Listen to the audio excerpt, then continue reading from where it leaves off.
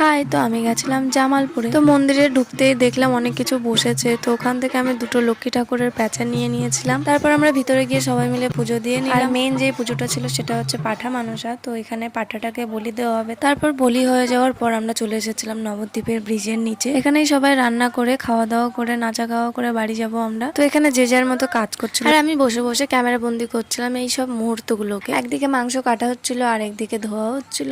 যেহেতু আমরা সকাল থেকে সবাই উপোস করেছিলাম, তার জন্য সবাই মিলে তাড়াহুড়ো করে একটুখানি ঘুগনি রান্না করলো মুড়ি দিয়ে খাওয়ার জন্য টিফিনের মতো। তারপর ভালো করে মাংসটাকে ম্যারিনেট করে নিয়ে একটু নাচানাচি করে নিলাম। আমরা এদিকে নাচানাচি করছি আর এদিকে সবাই যে যার মতো গুটিয়ে নিয়ে বাড়ি চলে যাচ্ছে, আর আমাদের এখনো রান্নাই হয়নি। তারপর আবার কি আমি তো চুপচাপ বসেই ছিলাম যে কখন খেয়ে দিয়ে বাড়ি যাবো। তারপর অ্যাটলিস্ট 8:30টার সময় খাওয়া দাওয়া কমপ্লিট করে আমরা বেরিয়ে আসলাম বাড়ির উদ্দেশ্যে। তো ভিডিওটা ভালো লাগলে অবশ্যই লাইক করবে, সাবস্ক্রাইব করবে। তো দেখা হবে নেক্সট মিনি ব্লগে।